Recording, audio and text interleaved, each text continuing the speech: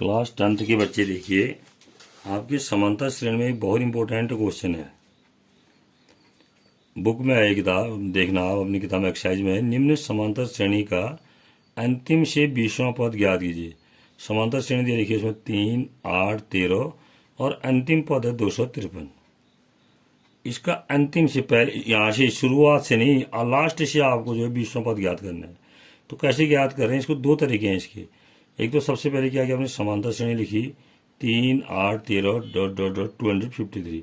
अब आपको ये चेक करना है कि इस समांतर श्रेणी में कुल कितने पद हैं। तो वही लिखा हमने, सब प्रथम पद a बराबर 3, सारांतर d बराबर 8 - 3, यानी कि दूसरे में से तीसरा घटा, दूसरे में से पहला घटाएं, तीसरे में से दूसरा घटाएं, d आएगा 5। माना इस समांतर श्रेणी में n पद है।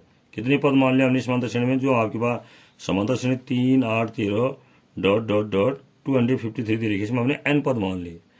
तो अब n पद कैसे किस सूत्र से निकालेंगे, और nवां पद क्या है, an, यानी कि n पद तो माना आपने, nवां पद an बराबर 253 है ना, 253 वही लिखा है। और चूंकि an बराबर क्या होता है, a plus n minus 1 into D होता है। an का मान 253 बराबर a का मान 3 प्लस n माइनस 1, d का मान 5 निकालेगा हमने, 5 रख दिया। फिर 353 इक्वल टू इसको 3 plus 5n minus 5, 253 equal to 5n, 3 minus 5 minus 2 हुआ। उसके बाद -2 इधर चला गया, तो ये या सॉरी पहले ऐसे लिखा इसको हमने, 5n माइनस 2 इक्वल टू 253 लिखा। तब जाके इस 2 को हम दाएं ओर लाए, तो यहाँ माइनस का प्लस हो गया, 255 हो गया। 5n का मान 255, n का मान 255/5 यानी कि 5 हो गया। 51, 5 पंचे 25, 5 एकम 5, 51 हो गए, यानी कि n का मान 51 आ गया, 51 आ गया। तो हमें पता चल गया कि समांतर श्रेणी में टोटल 51 पद है। अब इस सूत्र को आपको बहुत इंपॉर्टेंट है, इस सूत्र को याद रखना। अंतिम से xवां पद, कोई भी समांतर श्रेणी है उसका अंतिम से xवां पद निकालना है, तो इसका सूत्र होता है प्रारंभ से n ऋण x प्लस 1वां पद। मतलब जितने पद इसमें है उसमें से अंतिम से जो पद घटा रहा है, अंतिम से जो पद पूछ रहा है उसको घटा के एक जोड़ देते हैं। ये प्रारंभ से n माइनस x प्लस 1वां पद, जहाँ n बराबर कुल पद। जैसे इसमें अंतिम से 20वां पद पूछ रहा है और कुल पद कितने हैं, 51 है, तो प्रारंभ से क्या हो जाएगा, 51 ऋण 20 धन 1वां पद, 1वां पद भी होगा, 1वां पद भी लिखना पड़ेगा। ठीक, यानी कि यहाँ लिखा हुआ है 51, यहाँ लिखा है हमने 51 ऋण 20 धन 1वां पद, तो बराबर प्रारंभ से कितना हो गया, 51 में से 1 जोड़ा 52, 52 में से 20 गया 32, प्रारंभ से 32वां पद। और प्रारंभ से 32वां पद मीन से क्या सूत्र हुआ 32वां पद का, a प्लस 31d, यानी कि a का मान 3 है, आपने ऑलरेडी निकाल गए आपका a का मान 3, और 31 अपने स्थान पर, d का मान 5 है, तो ये हमने गुणा किया तो ये 155 आया, 3 जोड़ा 158 हो गया। यानी कि अंतिम से कौन सा पद निकालो कर रहा था, ये 20वां पद कर रहा था, तो अंतिम से 20वां पद 158 हुआ, यानी कि यहाँ से गिनेंगे तो, और जो अंतिम से 20वां पद है वो प्रारंभ से क्या है, 32वां पद है। ठीक हो गया।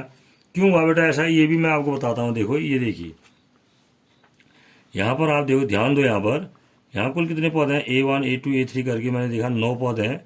अगर इसको अंतिम से गिनती हो तो L1 L2 L3 L4 L5 L6 L7 L8 L9, L का मतलब लास्ट से है, तब भी 9 पद हैं।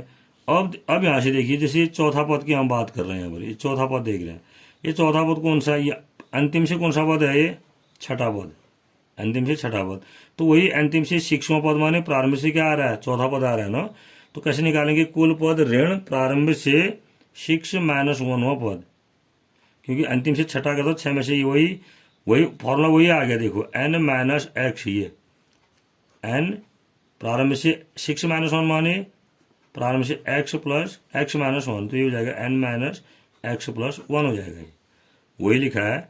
यानी कि अंतिम से 6वां पद माने, अब कुल पद ऋण प्रारंभ से 6 माइनस 1वां पद, एक कम कर देना, कुल पद 9 है, 9 में से 5 गया 4, तो ये हो गया आपका प्रारंभ से चौथा पद। ठीक हो गया, इस ऐसे इसको करेंगे। अगर बाय द फिर भी आपको कंफ्यूज होता है, फिर भी दिक्कत होती है, इस सूत्र को सीखने में या रटने में, याद रखने में दिक्कत होती है, तो इसका एक तरीका और है। देखिए क्या तरीका है, द्वितीय विधि दे रखी है इसमें हमने। द्वितीय विधि में क्या देखा, समांतर श्रेणी की है हमारे पास 3, 8, 13 डॉट डॉट डॉट 253 है, तो हम अंतिम से लेने पर श्रेणी क्या बनती है, जो अंतिम से हम ले रहे हैं, तो 253 पहला हो जाएगा, फिर डॉट डॉट, फिर ये 13 आएगा, फिर 8 लास्ट में 3 आएगा ये। तो अब 8 ऋण 13 बराबर ऋण 5, 8 ऋण 13 बराबर ऋण 5 हुआ, और 3 ऋण 8 बराबर ऋण 5 हुआ। देखो क्या किया हमने, 13 में से 8 घटाया, ये अंतिम से लिया तो क्या किया 8 में से 13 घटाया ऋण 5, 3 में से 8 घटाया फिर भी ऋण 5 है।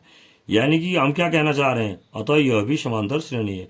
जब हम क्वेश्चन करते हैं, कई लोग हम सीधे लिख देते हैं यह समांतर श्रेणी है, हमें दिखाना पड़ेगा कि यह भी समांतर श्रेणी है। तो हमने देखा इसका जो अंतर आ रहा है वो समान है, ये यानी कि वो क्या है, सार्वंतर है। जब अंतर समान आ रहा है तभी उसको हम सार्वंतर कहेंगे। तो अतः यह क्या है, समांतर श्रेणी है। क्यों है समांतर श्रेणी, क्योंकि इसका अंतर बराबर आ रहा है। अब अगर इस समांतर श्रेणी है तो इसका प्रथम पद a कितना हुआ 253 हो गया, और सार्वंतर d बराबर यहाँ से नहीं निकाला तो मैं 8 में से 13 घटा के दिखा, हमने ऋण 5 हो गया। तो अब अंतिम से 20वां, तो 20वां पद अंतिम से तो यही श्रेणी बनी है, तो 20वां पद बराबर a प्लस 19d, a का मान 253 प्लस d का मान प्लस 19d, 19 अपने स्थान पर, d का मान ऋण 5, तो 253 फिर भी कितना आया 158 आया। तो इस तरह से इसको आप करेंगे। ये क्वेश्चन मैंने पहले भी बता रखा है, इस पर ज़्यादा फोकस करेंगे, ये क्वेश्चन अक्सर आता है।